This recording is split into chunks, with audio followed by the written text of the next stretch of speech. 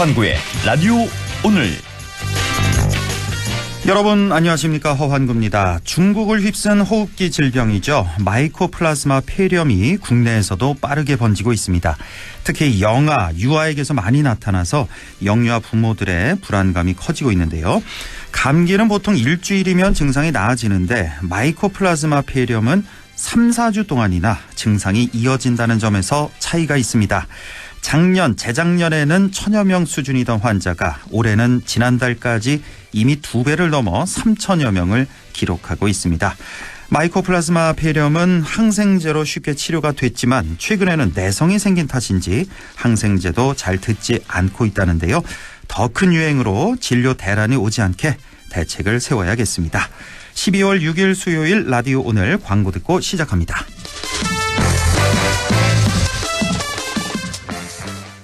우리 회사 특별 안전보건교육 어디서 들어야 할까? 모두가 이기는 올윈 에듀.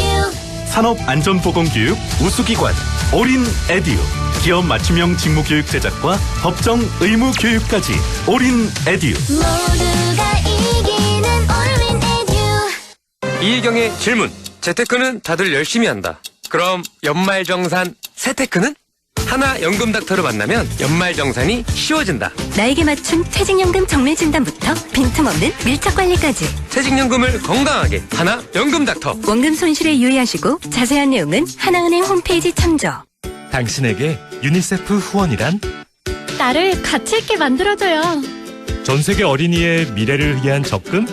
혼자 하다가 이젠 애들도 함께하는 것. 당신과 함께 만드는 행복한 어린이 세상. 유니세프가 함께하겠습니다.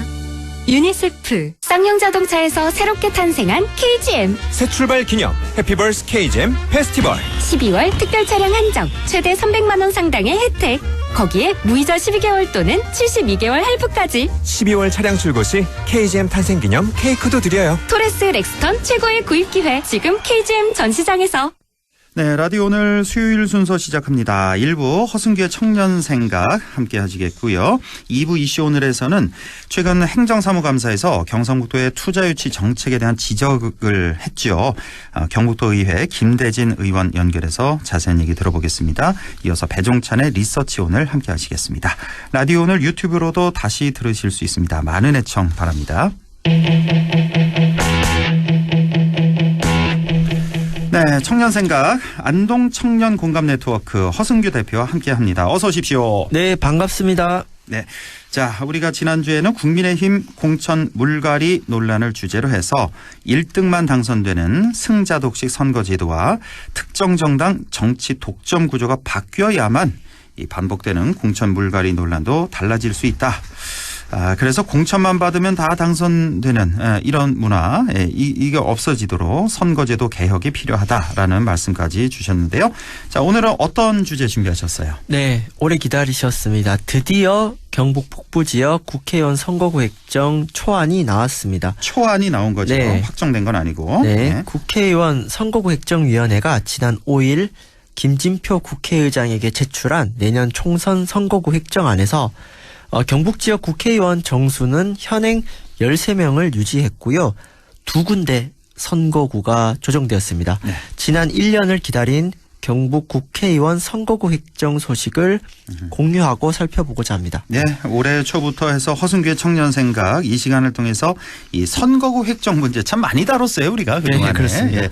자, 군이 이제 빠져나가게 되니까 그래서 이제 뭐 어디를 갖다 붙이느냐, 예천을 붙이느냐, 울진을 붙이느냐 계속 왈가왈부했었는데 자, 드디어 획정 초안이 나온 겁니다.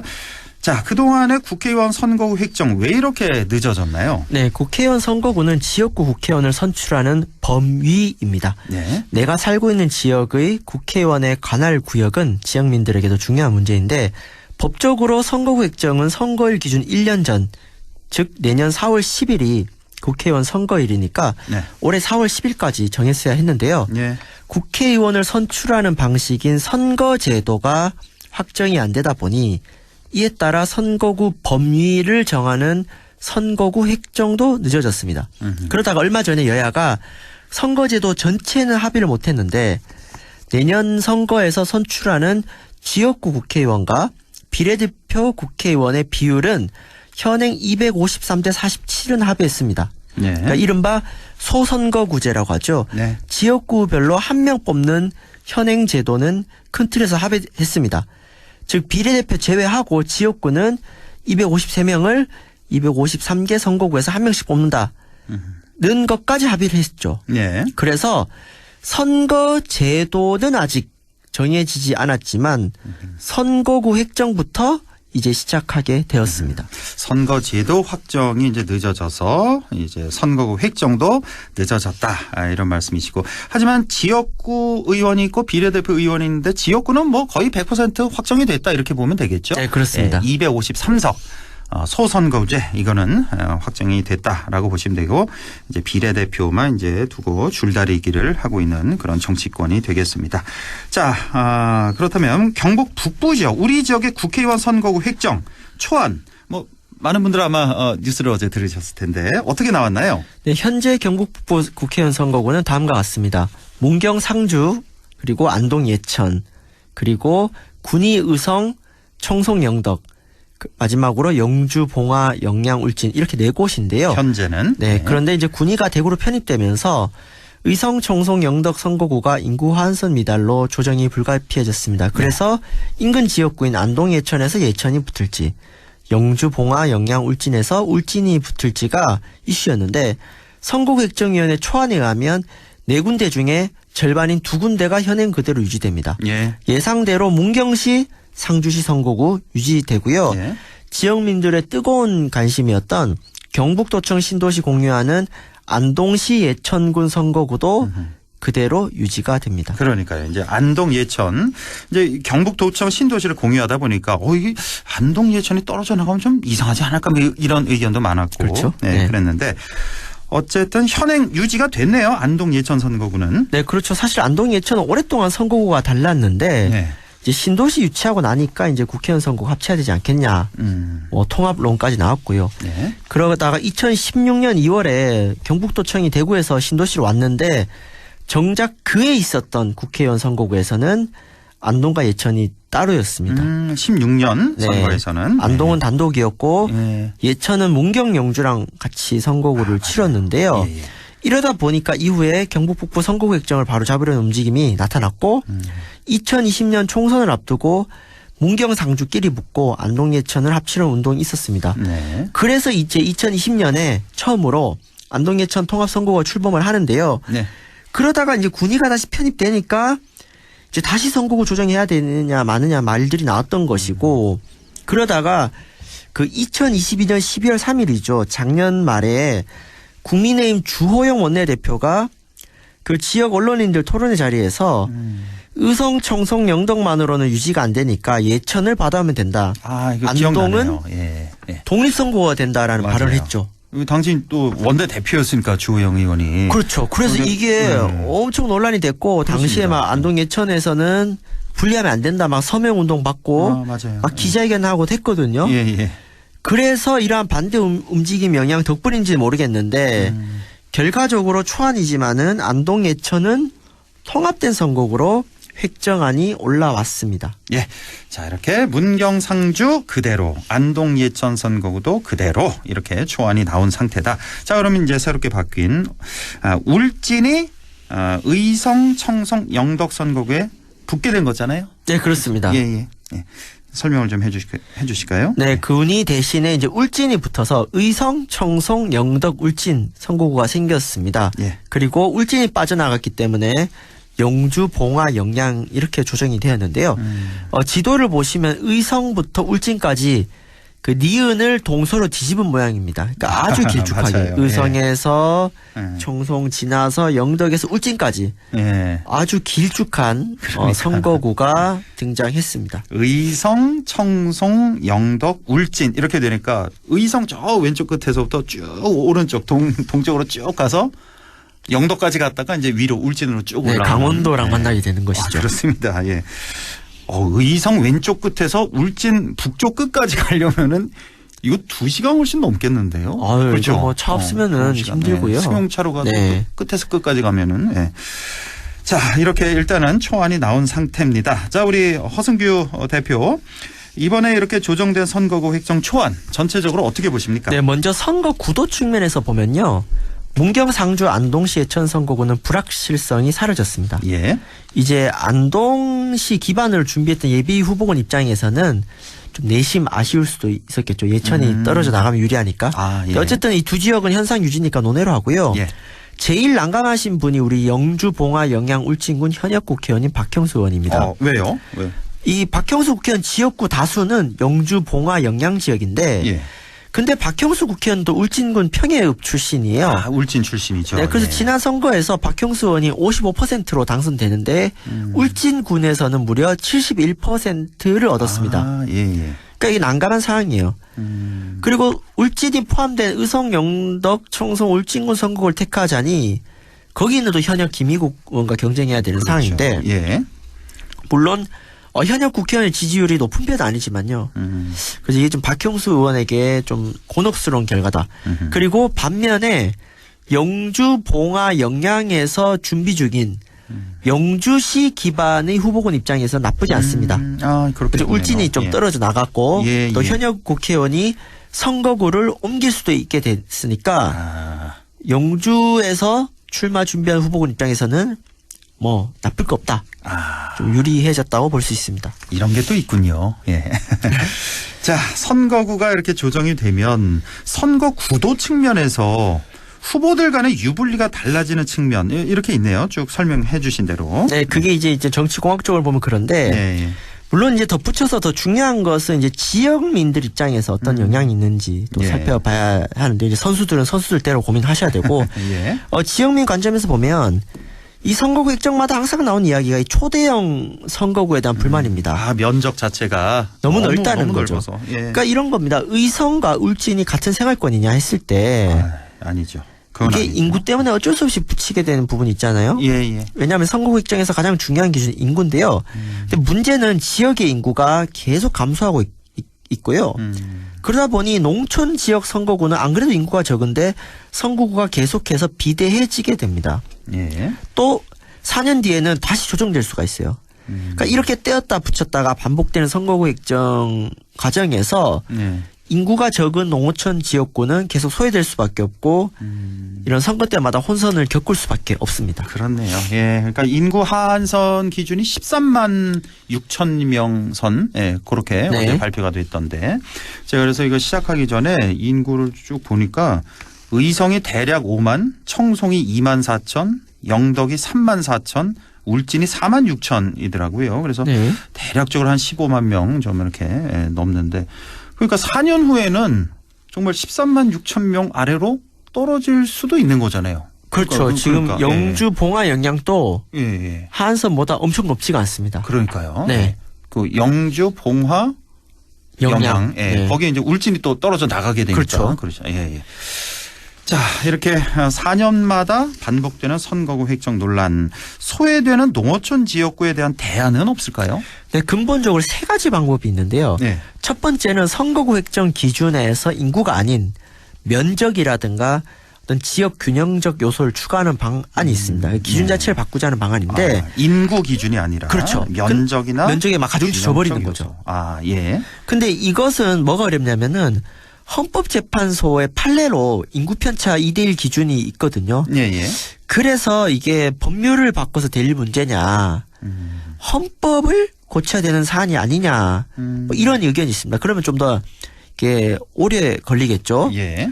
그다음 두 번째가 이제 법률 개정으로 바꿀 수 있는 겁니다. 국회의원 지역구 정수를 대폭 늘리는 방법이 있어요. 그러니까 현재 253명을 한 300명, 350명까지 해버리면은 예. 당연히 지역구 국회의원 숫자가 늘어나면은 그 하한선에 미달하는 경우가 줄어들겠죠. 의원 자체가 늘어나 버리니까. 예. 당연히 시군 대표성은 높아지는 법인데, 근데 가장 현실적인 부분인데 또 가장 비현실적입니다. 왜냐하면 국민 여론입니다. 아하. 우리 국민들 워낙 의원 정수 확대 좋아하지 않으시죠? 그렇죠. 국민 정서법이라는 장벽이 높기 때문에 이 두 번째 방안은 좀 쉽지가 않다. 네. 이제 마지막이 아예 국회의원의 역할을 바꾸자는 것이죠. 소선거구제가 아니라 아예 대선거구제를 통해서 국회의원은 시군이 아니라 경북 같은 광역 대표성으로 역할을 바꾸고 예. 시군 대표성은 지방자치를 확대해서 시장님과 군수님 위주로 가고 국회의원은 경북 지역을 대표하는 식으로 약간 비례대표 느낌도 나는 것입니다. 그렇죠. 그러니까 이 얘기도 많이 나왔어요, 사실. 그렇죠? 그동안에. 그래서 우리 경북 북부 지역을 보자면 지금 4명의 국회의원이 있는데 이걸 뭐 4군데 지역구 나눠서 4명 뽑지 말고 한 명씩 4명 뽑지 말고 전체를 해서 4명을 뽑자. 경북 북부. 네, 그렇죠. 예, 이런 의견도 사실 있긴 있었습니다. 예. 네, 근데 어쨌든 그거는 선거제도가 바뀌어야 되는데 네. 뭐 당장은 쉽지가 않고요. 어쨌든 이 세 가지 방안 모두 장단점이 있습니다. 네. 어느 방법이 최선이냐는 것은 이제 시민들과 같이 논의해봐야 되는데 중요한 것은 이런 개선점을 고민하지 않고 현행 그대로만 간다? 4년 뒤에 선거구 조정 문제 반복될 수밖에 없습니다. 네. 자, 오늘 이렇게 국회의원 선거구 획정위원회에서 제출한 경북 북부 국회의원 선거구 획정 초안에 대해서 말씀을 주셨습니다. 자, 인구가 감소하는 우리 경북 북부 지역민들이 소외되지 않는 그런 선거구 획정이 될 수 있도록 허승규의 청년 생각에서 계속해서 좋은 대안 고민하고 제시하도록 하겠습니다. 자, 안동 청년 공감 네트워크 허승규 대표와 함께했습니다. 고맙습니다. 네, 감사합니다. 라디오 오늘 2부에서 뵙겠습니다.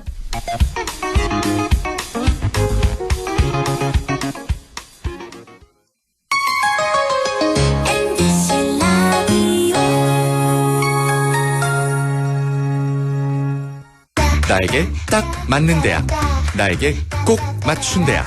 나만의 경쟁력을 원한다면 안동과학대학교로 오라. 시대에 딱 취업 중심 실전학과, 학생의 꼭 현장 중심 실무 교육, 취업에 맞춤, 내 꿈에 맞춤. 나의 드림핏 안동과학대학교. 가구 살 땐 꼭 한번 가보자. 안동 명품 가구 백화점. 흑표 흑침대, 양성국 갤러리, 금성침대, 한국가죽소파, 장수돌침대. 다양한 브랜드 가구를 한 곳에서 쇼핑할 수 있는 대형 가구 전시장. 안동 명품 가구백화점. 100세 시대 꿈은 모두 달라도 정답은 국립안동대학교 성인학습자학부. 시험 없이 100% 서류 전형에 온라인 수업으로 부담 없이 경북에 산다면 1년간 100% 등록금 지원까지. 100세 시대 백정대학 국립안동대학교 성인학습자학부. 마침내 영주가 꿈꿔온 자이만의 프리미엄 라이프. 차별화된 혁신평면과 여유로운 중대형 아파트. 고품격 커뮤니티에서 누리는 스카이라운지 북카페까지. 영주가 꿈꿔온 자이. 눈부신 당신의 자리. 영주자이 시그니처. 오픈 중 1833-6344 GS건설. 2023년 연말 작년보다 더 좋아진 건? 그건 바로 새 공제! 연 900만 원까지 연말정산 최대 148만 원 절세. 미래에셋증권 연금 투자한 나 자신 만세! 절세도 투자다. 개인연금도 IRP도 역시 미래에셋증권. 원금 손실 유의 및 투자 전 설명 청취. 안녕하세요. 영화배우 김민재입니다. 마약 시작하면 끝입니다. 너도 시작해볼래? 정말 끝내준대. 집중이 잘 안 돼? 이거 하나면 끝나. 괜찮아. 뒤끝 없어. 끝난다 끝나. 인생 끝. 마약 시작이 인생 끝입니다. 공익광고협의회.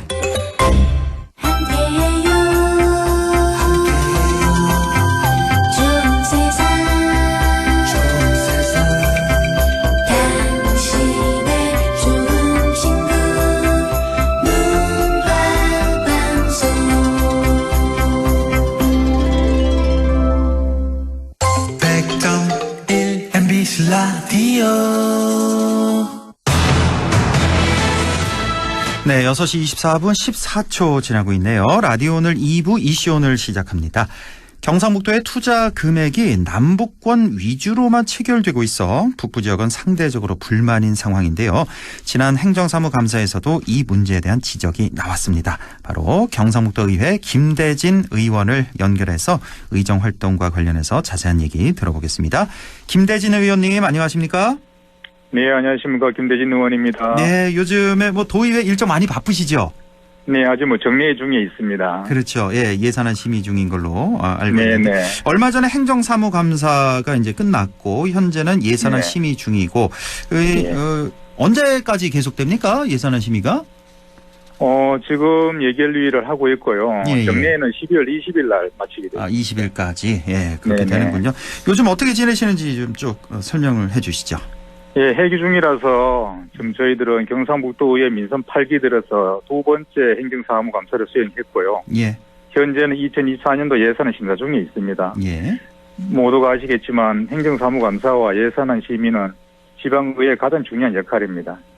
도민의 대표로 행정사무감사를 통해 경상북도의 정책을 감시, 감독, 평가도 하고 또한 문제점을 살펴 행정의 공정성과 투명성을 확보도 하고 예산안 심의를 통해 경상북도가 분야별 실국별 편성한 예산안이 도민의 더 나은 삶을 위해 적절하게 배분되었는지도 또 저희들이 하고 있습니다. 예. 그럼으로써 경상북도 내 지역균형 발전과 사람 육성을 이루고 도민의 부담을 줄일 수 있기 때문입니다. 예. 2024년도 예산안 경우를 보면 경상북도가 한 12조 6,078억, 교육청이 한 5조 4,541억을 편성하였습니다. 예. 도민들이 피부로 느끼는 경제 상황이 정말 어렵습니다, 지금. 고금리 고물가 속 세비 감소하여 지자체의 재정 여건 또한 어렵지만 지금까지 그래왔던 것처럼 미래 세대를 위한 인재를 양성하고 산업 전반에 활력을 불어넣고 도민이 걱정을 덜 수 있는 한정된 예산을 써야 할 곳에 제대로 쓰고 있는지 늘 면밀히 살펴보고 지금 심사 중에 그렇게 있습니다. 그렇군요. 내년 예산안 경상북도가 한 12조 6천억 원 정도, 경북교육청이 5조 4천억 원 정도 이렇게 편성이 됐다라는 거. 보통 어떻습니까? 이렇게 편성을 하면 의회에서 좀 예산을 삭감을 하나요? 어떻죠, 보통? 저희들이 면밀하게 심사를 해서 정말 쓰여질 곳에 쓰여졌나를 보고 분야별로 세심하게 해서 불필요한 부분은 저희들 일부 삭감도 하고 그렇게 합니다. 일단 일부 삭감도 하고 뭐 증액되는 경우도 있나요? 예, 뭐 예외적인 경우에 필요한 사업에 이제 예산이 적다고 판단되면 일부 증액도 시켜주고 그렇군요. 예, 예. 자, 2023년 한 해 의정 쭉 돌아보시면 총평을 해주신다면, 자, 어떤 성과가 있었고 어떤 아쉬운 점이 있었고 뭐 어떻게 생각 드십니까? 예, 뭐 원래 저 개인적으로는 안동시를 지역구로 둔 도의원으로서 도의회 운영위원회 부위원장, 기획경제위원회 위원으로서 도정이 올바른 방향으로 나갈 수 있도록 도민과 끊임없이 소통하고 또 지평부를 향한 감시와 견제임을 충실히 수행하기 위해 노력했다고 생각을 합니다. 특히 지난 11월 2023년도 실국 및 출자 출연 기간 행정사무감사에서는 경북 햄프 규제자유 특구 사업의 성공을 위해 경북도와 기업과의 소통 강화 및 글로벌 혁신 특구 지정 등을 촉구하였고 경북 북부권이 기업 투자 유치 활동에서 소외된 점을 지적하며 도의 적극적인 투자 유치 활동을 요구했습니다. 또한 도내 장기간 방치된 빈집이 늘어난 상황에서 이를 활용한 공간 정비 사업, 도시 재생 사업 등이 이루어질 수 있도록 요구를 하였습니다. 이 외에도 다양한 의정 활동을 하며 도민들 입장을 대변하기 위해 노력하였습니다. 지역의 현안을 듣고 해결하기 위해 이곳저곳 밭이 움직였지만 아쉬움이 남은 것도 사실입니다. 안동의 도의원으로서 지역 현안 해결을 위해 항상 최선을 노력하겠다는 말씀을 드리겠습니다. 예. 자, 우리 김대진 의원님께서는 이제 최근에 행정사무감사를 통해서 자, 경상북도의 투자 유치 정책에 대한 지적을 제기하셨어요. 이게 어떤 내용이었습니까? 그 내용을 좀 살펴보면 도내 균형 발전을 위해서는 특정 지역에 편중되는 그 투자 유치 실적을 개선하고 경상북도 미래를 견인할 수 있는 신산업을 발굴해서 경상북도 내 균형적인 투자 유치가 이루어질 수 있도록 유도하는 대책 방안이 굉장히 필요하거든요. 근데 내용을 좀 살펴보면 어떤 게 있냐면 2023년도 경상북도 시군별 MOU 체결 내역을 살펴보면 총 27건 중에 포항이 9건, 구미가 6건, 경주가 3건으로 한 66%가량 MOU 체결이 남북권에 체결되어 있습니다. 그리고 투자 금액을 이렇게 세부적으로 보면 투자 금액 10조 4천억 중에 포항이 7조 300억, 구미가 1조 6천억, 경주가 4,900억 원으로 전체 금액의 약 88%의 투자 금액이 남북권에 유치되어 있다고 볼 수 있습니다. 이 정도입니까? 그러니까 건수로만 예. 보면은 남부 지역에 한 66%, 3분의 2 가량 집중돼 예. 있고 금액으로 보자면 심각하군요. 88%나 남부권에 훨씬 더 심각합니다. 그러네요. 예. 그러니까 아무리 뭐 남부 쪽에 뭐 구미 뭐 저 포항 이쪽에 산업단지가 많이 있다고 하더라도 좀 많이 심하다. 예. 이런 말씀. 그러니까 투자 금액의 빈익빈 부익부 현상이다. 이렇게 말씀드릴 수 있겠는데, 자 그렇다면 어떤 개선이 필요하겠습니까? 이런 지역 간의 이제 투자 부치 불균형이 생기는 이유는 각 지역의 기업 활동을 위한 인프라라든가 인력 수급이라든가 이런 여건의 차이가 있고요. 예. 기업 규제 등에 따른 기업 유치 환경과 밀접한 관련이 좀 있다고 볼 수 있습니다. 이에 대해서 지자체의 좀 적극적인 외부 투자 유치 활동, 또 적극적인 육성 전략 등에 따라서 지자체 간 투자 유치 실적이 차이가 좀 나거든요. 예. 그리고 경북의 많은 기초 지자체가 인구선을 위기로 지역 간 물론 지역 공동체 붕괴라는 악순환이 계속 이어지고 있습니다. 특히 경북 북부권의 고령화 속도가 가장 빠릅니다. 예. 경북의 균형 발전을 위해서는 북부권이 제도에 갈 수 있는 발판을 마련하고 도시 소멸을 방지할 수 있는 경상북도 차원의 노력이 가장 필수적이거든요. 예. 가까이에 있는 우리가 도청 신도시만 보더라도 경북도의 균형 발전을 위해 북부권에 조성된 그 도청 신도시가 2016년 도청 이전 이후에 외부 인구 유입이 활발해지면서 도시화가 진행되고 있는데 예. 신도시 구성원의 평균 나이가 33.4세입니다. 예. 이렇게 비교적 젊은 층이 인구로 구성되어 있고요. 예. 성장 가능성을 가진 도시지만 도청 및 관계기관 등 공공기관에서 근무하는 인구 분포가 높기 때문에 성장이 지금은 정체되어 있다고 볼 수 있습니다. 예. 민간과 공공이 조화롭게 성장할 수 있는 정책이 마련이 요구가 되고요.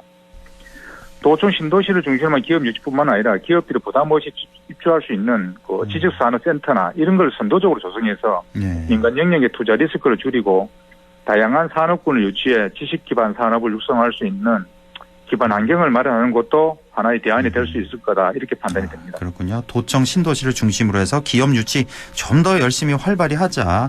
또 지식산업센터 이런 것도 좀 많이 유치를 하자. 이런 말씀이시고요.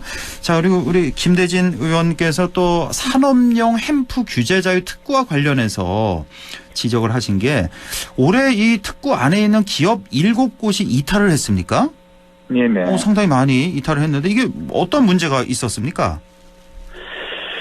이게 이제 2020년 8월 시작된 산업용 햄프 규제자의 특구 사업이 2024년 11월 사업 종료까지 약 한 1년 정도 기간밖에 남지 않았어요. 예. 그러다 보니 아직까지 대마 성분 의약품을 국내에서 제조하거나 수입을 허용하는 그런 내용으로 마약류 관리에 관한 법률이 개정되지 않은 이런 어려움이 좀 있는 상황이고요. 예. 그러다 보니 국내 햄프 산업 전망이 밝지만 않은 상황이에요. 그러다 보니 최근 특구 내 7개사가 폐업이 되든지 특구 사업을 포기하든지 또 경영 문제 등으로 사업자를 해지했습니다. 예. 규제자의 특구 사업 기간이 얼마 남지 않은 상황에서 이렇듯이 기업이 이탈하는 것은 법령이 미비라는 물리적인 환경에서 경상북도와 기업 간 소통의 부재가 이들 기업들과 불확실성을 가중시켰다 이렇게 판단이 됩니다. 그렇군요. 올해 이제 7곳이 이탈을 했는데 내년에 또 이렇게 이탈하지 말라는 법도 없고 좀 신경을 좀 많이 써야 될 것 같습니다. 그리고 그 실증 사업 연장 법안이 지금 국회에 계류 중이라고 하는데 이게 또 통과되지 않으면은 내년에 1년 후에는 이 실증 사업이 종료될 수밖에 없다. 그래서 뭐 경상북도 의회 차원에서도 신경을 좀 많이 써서 이거 대책을 마련을 해야 될 것 같습니다. 자, 질문을 좀 건너뛰어서요, 우리 의원님. 경북도청 신도시 2단계 건설 사업이 지금 늦어지고 있잖아요. 이것도 좀 의회에서 지적을 하셨는데 도청 신도시 활성화를 위해서 어떤 개선이 필요하다고 보십니까? 지금 경북 도청 신도시는 2016년 1단계 사업을 완료했고요. 2022년 준공을 목표로 시작한 2단계 사업은 그 2021년에 사업 기간을 변경해서 2024년 12월을 준공으로 미뤘습니다. 2년 미뤘군요. 예. 경상북도가 더 나은 정주여건 조성을 위해서라고 밝혔지만 2단계 사업이 연기되면서 인구 유입이 정체된 도청 신도시 주민들은 상권 활성화나 기간 유치 여건 악화를 우려하고 있습니다. 2단계 사업이 성공적으로 진행하기 위해서는 의료라든가 교육, 문화, 체육시설 등 정주 여건이 개선이 함께 이루어져야 함에도 불구하고 2단계 계획이 수차례 변경되면서 세부 사업이 변경되는 경우가 많아서 도청 신도시에 대한 주민들의 기대와 우려가 상실감으로 이제 바뀌고 있는 그런 상황인 것 같습니다. 예. 도시가 형성되고 인구가 유입되려면 지자체의 명확한 계획과 거기에 따른 실천의 결과가 어느 정도 이루어져야 하는데 주민들의 기대감은 품고 그 도시로 이주하게 될 거 아닙니까? 그죠? 예, 그럼요. 이를 통해 자연스럽게 상권이 형성된 기업이 이제 기획을 찾게 될 거라 생각이 되거든요. 예. 경북도의 균형 발전을 위해서라도 북부권에 조성된 경북도전 신도시에 대한 주민들의 우려를 해소하기 위해서라도 경북도의 명확한 청사진과 사업 추진을 위한 더 적극적인 의지가 필요하다 이렇게 생각이 됩니다. 예, 계속해서 의회에서도 좀 지적을 많이 하셔야 될 것 같습니다. 이 문제에 대해서는. 네. 자, 이제 곧 새해가 다가오는데 2024년 새해에는 어떤 의정 활동 계획을 갖고 계십니까? 원래는 이제 바이오 생명 국가산업단지도 유치가 되었고 글로컬 대학 등 굵직한 지역 현안들이 이제 유치가 되었지 않습니까? 예. 이에 대해서 지역 청년을 위한 일자리 창출이라든가 신중년 정책 발굴이라든가 농촌 고령화 대응 등 도민의 피부에 와닿을 수 있는 생활에 밀접한 정책까지 우리 지역을 누구나 살만한 곳을 만들기 위해 끊임없이 노력을 하면 하겠습니다. 예. 어느덧 성금 연말이 이제 다가온 시점입니다. 올 한 해간 아쉬운 마음은 뒤로 하고 다가올 2024년은 각 가정 모두 올해보다 한층 더 행복하고 건강하시기를 기원하겠습니다. 올 한 해 보내주신 성원을 깊이 감사드리며 새해에도 도민 여러분의 목소리에 귀 기울이고 수시로 소통하며 도민이 공감한 의정활동을 펼쳐나가기 위해 더욱 열심히 전진하겠습니다. 예, 알겠습니다. 이렇게 신년 인사까지 좀 미리 들어봤습니다. 지금까지 경북도 의회 김대진 의원과 함께 얘기 나눠봤습니다. 고맙습니다. 네, 감사합니다. 네, 리서치 오늘 바로 이어가겠습니다. 인사이트 K 배종찬 소장과 함께하죠. 안녕하십니까? 안녕하십니까, 배종찬입니다. 예, 오늘도 시간은 한정돼 있고 네. 다룰 이슈는 상당히 많습니다. 네. 자, 대통령 지지율 추세부터 좀 간단히 볼까요? 네, 박스권에서 등락하는 모습입니다. 조금 내려갔습니다. 리얼미터가 에너지경제신문의 의뢰를 받아서 지난달 27일부터 이달 1일까지 실시한 조사입니다. 네. 자세한 사항은 중앙선거여론조사 심의위원회 홈페이지에서 확인 가능한데요. 대통령의 긍정평가 37.6%로 직전 조사보다는 0.5%포인트 내려갔습니다. 부정평가는 59.2%로 직전 조사보다 0.3%포인트 더 올라갔습니다. 지지율이 조금 내려가는데 아주 큰 변화는 아니지만 박스권 내에서 오르고 내리는 모습으로 나타나고 있습니다. 그렇군요. 뭐 부산 엑스포 유치 불발 이게 사실은 우리 저 배종찬 소장이 예상하신 대로 큰 영향을 미치지 않은 것 같은 그런 결과 확인할 수가 있고요. 자, 네. 이번 주 이슈 좀 여쭤보겠습니다. 윤석열 대통령이 방통위원장 후보자로 김홍일 국민권익위원장 현 국민권익위원장 지명했는데 사실 지금 비판의 목소리가 여야 다 나오고 있어요. 지금 검찰 중수부장 출신이고 또 대통령의 직속 상관이었고 예전에 방송통신에 이게 전문성이 있는 분이냐. 뭐 저 야권뿐만 아니라 당내에서도 이렇게 비판의 목소리가 나오고 있는데 이거 어떻게 보셨습니까? 그렇습니다. 말씀하신 대로 상당히 또 정치적인 충돌이 발생할 수 있는 그런 여야 반응이 나오고 있는데요. 뭐 여당에서는 또 좀 걱정과 또 우려의 목소리도 나옵니다만 대체적으로 뭐 공식적인 발표는 방송 정책을 통신 정책을 잘해 나갈 수 있는 뭐 적임자다 인물다 이렇게 평가를 하고 있는데 인사청문회에서 다양한 이제 방송통신 관련된 질문도 나올 수 있습니다. 물론 이제 여기에 몇 가지 사항들을 보면 첫 번째 왜 검찰 출신이냐 이 부분을 지적받을 수밖에는 없을 것 같고요. 왜냐하면 뭐 제도적 법적 정비도 필요하지만 더 중요한 것은 지금 심각한 갈등 구조 속에 있는 방송통신 정책을 제대로 전문성 있게 잘해 나갈 수 있는 그런 기능이 중요하거든요. 그럼요. 뭐 역대로도 뭐 법조인 출신도 있기는 했습니다만 더 중요한 것은 어느 정도의 그 방송 정책 또 통신 정책 관련성이 있어야 되는 거죠. 두 번째는 윤석열 대통령과 매우 가깝다라는 겁니다. 물론 그것 자체로 이제 문제를 삼을 수는 없을 수도 있습니다만 그렇죠. 예.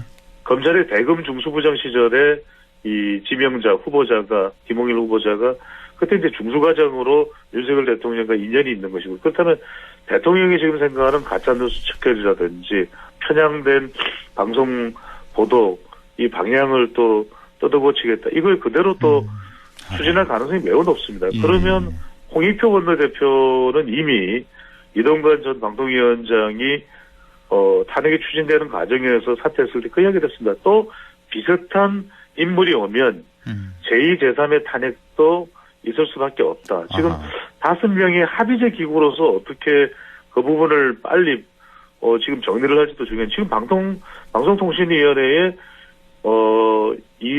이상인 부위원장 한 사람밖에 없어요. 그러니까 지금 산적해 있는 정책을 어떻게 풀어나가느냐 이런 어떤 도치적인 목소리가 나오고 있습니다. 사실 뭐 임기 초부터 계속 지적돼 온 게 왜 꼭 검찰 출신들을 이렇게 각 분야에 많이 쓰느냐.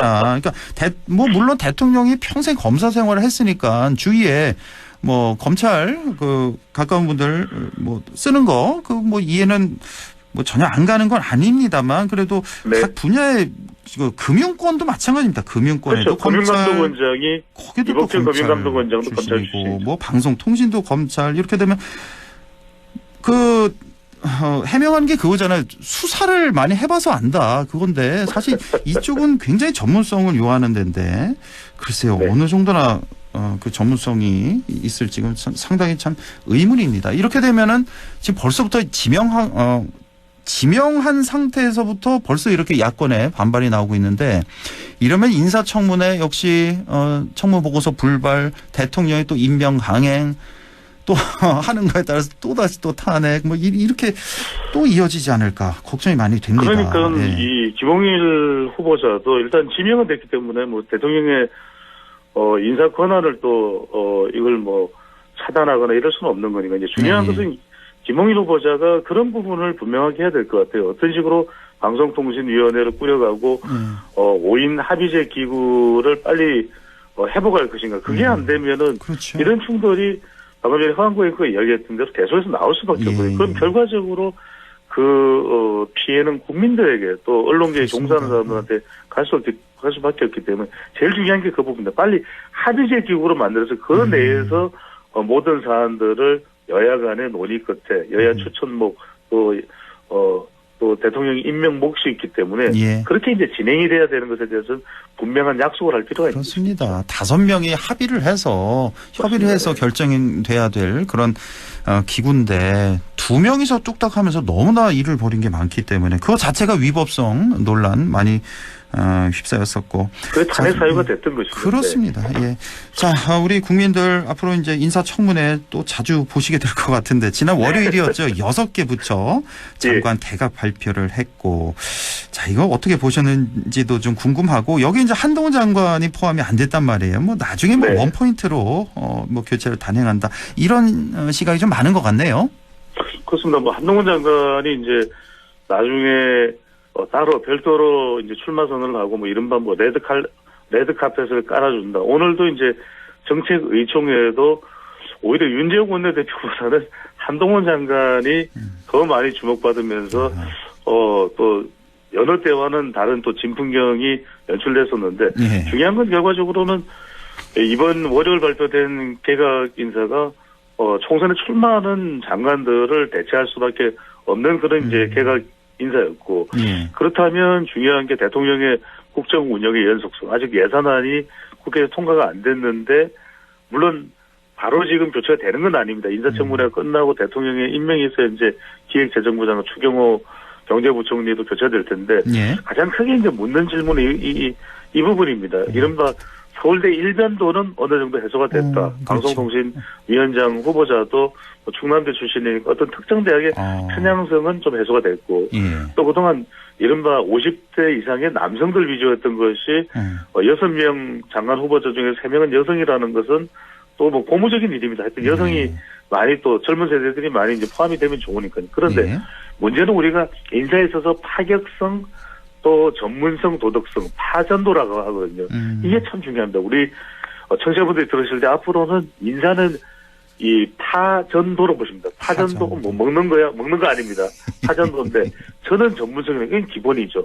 도덕성 인사청문회에서 이거 부각되면은 장관 임명도 되지 못합니다. 도덕성 기본입니다. 그런데 중요한 건 결국 지금 대통령이 위기 상황이라면 파격성이 필요한데 잘하고 있던 농림식품부 장관까지 나가면서 정황근 농림식품부 장관은 지금 충청권에 출마 이 보도가 보도가 되고 있는데 충청권에 출마할 보도가 되면 상당히 또 농림축산식품부 장관으로서 역할을 잘해왔던 럼피스킨 병에 대해서도 소 관련해서 잘해왔던 장관인데 굳이 왜 물러나 이게 고개를 갸우뚱하게 하거든요. 그렇다면 이런 타격성에 대해서 좀 젊은 세대 또 이념을 떠나서 잘하는 사람들을 발탁할 수 있는 이런 부분들은 조금 좀 아쉬운 부분이 있다는 지적을 받을 수밖에 없습니다.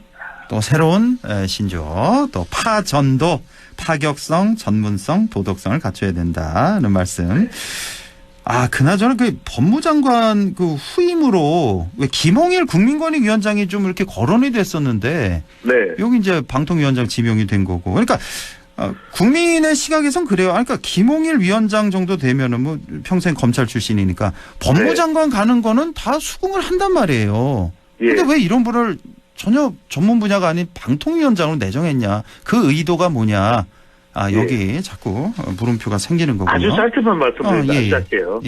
배경은 그랬다고 그럽니다. 김용일 이 방송통신위원장 후보자가 지명된 후보자가 법무부 장관으로 더 유력하게 거론이 됐어요. 내부적으로 검토가 됐는데 지금 방통위원장이 빨리 선임되지 않으면 곤란한 그런 상황인데 그렇다고 해서 그러면 김홍일 후보자가 방송통신위원장에 더 적임자냐 이런 살짝 논란이 있던 차에 본인이 또 원했다고 합니다. 본인이 원했다고요? 본인이 안 원했을 것 같아서 그래요 지금. 근데 제가 듣기로는 본인이 싫으면은 난 절대 이거 못해 하고 고사를 했을 텐데 물론 이제 본인이 원한다고 해서 그 자리를 주는 건 아니지만 그 자리에 대해서 한번 해보시는 분 어떻게 했냐라는 부분에 대해서 동의를 했다라는 거예요. 김홍일 후보자도 한번 내가 좀 적극적으로 해보겠다.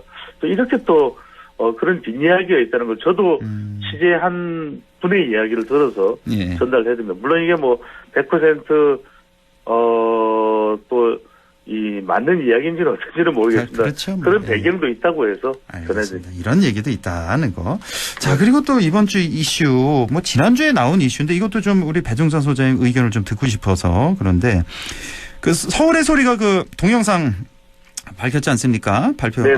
보도를 했는데 김건희 여사 명품백 수수 논란이 지금 계속되고 있습니다. 자, 이게 글쎄요, 제가 보기에는 굉장히 이거는 심각한 사안으로 저는 보고 있는데 현직 대통령 부인, 영부인이 뇌물이나 김영란법 위반의 소지가 있는 이런 행동을 했다. 근데 이게 단순히 일회성이 아니라 여러 번 그리고 또 다수로부터 한 거 아니냐. 그 동영상을 보면은 그렇게 나와 있는데 그렇죠. 그런데 문제는 이거 자체도 굉장히 중요한 문제인데 뭐 MBC를 비롯해서 지상파에서 뭐 주요 언론에서 보도가 안 나와요. 이것도 더 이상하거든요. 제가 보기에는. 이걸 어떻게 보십니까? 글쎄요. 지금 보도 여부에 대해서 어떤 뭐 압박이 나오는지 어떤지는 모르겠습니다만 일단 이제 중요한 것은 앞서 참 소개해드렸던 대통령 지지율과 관련된 조사는 자동응답 조사 결과라는 걸 소개를 해드리고 12월 1일부터는 조사 방식을 소개를 해드려야 돼서 이 관련된 조사 결과가 있습니다. 김건희 여사 관련해서 뉴스 토마토가 미디어 토마토에 의뢰를 해서 지난 2일, 3일 실시한 조사인데요. 이 조사도 자동응답 조사입니다. 김건희 여사가 받은 명품백 논란의 본질이 무엇인지 이 부분에 대해서 일단 이제 질문을 한 그런 조사인데 자 보기가 주어졌습니다. 뇌물적 성격이 짙은 부적절한 처신이었다가 53.2%로 절반을 넘겼습니다. 김건희 여사를 망신 주기 위한 공작 이른바 이제 함정 취재 논란이죠. 27.1%로 나타나서 거의 2배 가까이 부적절한 처신이었다는 응답이 높습니다. 그래서 방금 전에 말씀하신 어항고에그가 지적하신 보도가 안 되는 게 물론 이제 인터넷 언론 등에서는 이제 보도가 되는데 그렇죠. 왜 더 본격적으로 깊숙이 보도가 안 되는지에 대해서는 제가 보도를 확인한 바로는 JTBC가 이 관련된 보도를 하는데 경찰이 수사를 뭐 시작했다 그런 보도가 있는 것으로 알고 있거든요. 방심위에서 뭐 그 신속 안건인가요? 뭐 그걸 올렸는데 이거 또 나중에 또 확인해 보니까 또 아니라 그러고. 네. 그런 게 좀 있었습니다. 그래서 이제 이게 동영상은 우리 청취하시는 분들 중에서 들으신 분들이 있으실 수 있는데 자, 한 세 가지 차원으로 나눌 수가 있습니다. 그러니까 지적했듯이 그 영상에 나오는 내용으로 여러 차례 받았는지 또 이런 부분들을 추정할 수 있을지는 몰라도 그런 이제 뭐 진상 규명을 통해서 이게 수사가 될지 어떨지는 모르겠습니다만 그걸 통해서 이제 밝혀질 부분이 첫 번째로 가장 크게 문제가 되는 게 왜 받았느냐는 겁니다. 아하, 왜 받았느냐? 예, 지난 9월 달에 촬영된 이 영상인데 이게 뭐 함정 취재다 그런 논란을 떠나서 왜 받았느냐. 예. 그게 적어도 대통령실에서 김건희 여사 측에서 난 그거 받은 적 없다. 그거 주려고 하는데 내가 호되게 야단치면서 돌려보냈다. 그 부분을 1차적으로 가장 중요한 부분으로 지적이 되는 부분이고 두 번째는 뭐냐면 경호 부분입니다. 그래도 이미 대통령 임기가 시작된 9월이라면 그런 디올이라고 하는 상품이 적혀져 있는 선물을 가지고는 그건 차단됐어야 됩니다. 아, 그럼요. 그리고 예. 그 시간대가 정확하게 어떻게 되는지 다시 한번 확인해 봐야 되겠습니다. 그 시간대에 김건희 여사가 외부에서 온 사람들과 만나는 것 자체가 허용이 돼서는 안 됐다. 그렇습니다. 적어도 그걸 경호실에서 차단을 했어야 되는데 그 경호가 되지 않은 이유가 어떤 이유냐. 뭐 허술한 경호였느냐 아니면 김건희 여사가 나 경호 필요 없다. 이 사람들은 내가 그냥 알아서 만날게 이런 내용인지. 그 다음에 이제 저도 이 동영상을 분석을 해봤습니다. 했더니 물론 뭐 그렇게 의심할 수 있는 여지는 있을지 몰라도 그 발언 내용만으로 마치 대통령의 권력조차도 그 위에 서 있는 듯한 김건희 여사의 모습이었다. 마치 뭐 남북 관계도 김건희 여사가 월권적으로 뭐 조율하려고 하는 저는 그렇게까지 보는 건 조금 무리한 해석도 있는 것 같아요. 왜냐하면 그거는 어느 정도 아는 사람이라고 하고 이걸 어디 외부로 나갈 거라고 생각 안 하고 하는 이야기고 또 그 내용도 보면은 특별하게 뭐 무리한 내용이었다기보다는 좀 더 적극적인 발언. 그렇게 또 그래요? 저는 그렇게 안 들렸거든요. 그러니까 우리 정부가 우리 대통령이 남북관계 좀 더 진전했으면 좋겠어 이런 차원이 아니라 이거 내가 남북관계 내가 개선할 거야 뭐 이런 식으로 얘기를 자꾸 해서 그래도 뭐 선물 보관 창고도 따로 있다고 그러고 그렇죠. 그러니까 검색대가 준비돼 있다는 것 자체가 이게 일회성이 아니다 저는 이렇게 보아지거든요. 바로 그 부분입니다. 한국에서 말씀하셨던 대로 뭐 내가 이렇게 하겠다 그걸 뭐 강하게 해석할 수도 있겠죠. 그래서 그 부분은 정치적으로 어떻게 보느냐 성향적으로 어떻게 보느냐에 따라서 굉장히 또 평가와 시각이 엇갈릴 것 같아요. 제 분석은 그렇습니다. 근데 실제적으로 발견한 행위, 발생한 행위, 그러니까 물건을 받은 것, 그다음에 경호가 뚫린 것, 이 부분은 지적받을 수밖에 없는 거죠. 그 부분에 대한 해명과 관련된 보도가 있음직한데 대통령실로부터는 어떤 공식적 해명도 나오고 있지는 않은 상태라는 거죠. 알겠습니다. 이건 뭐 그러니까 진보 중도층뿐만 아니라 보수 지지층에서도 상당히 눈살 좀 찌푸릴 만한 부담이 되는 겁니다. 네, 그렇습니다. 상당히 부담되고 눈살 찌푸려지는 그런 이슈였다라는 말씀까지 드립니다. 자, 지금까지 인사이트 K 배종찬 소장과 함께했습니다. 고맙습니다. 감사합니다.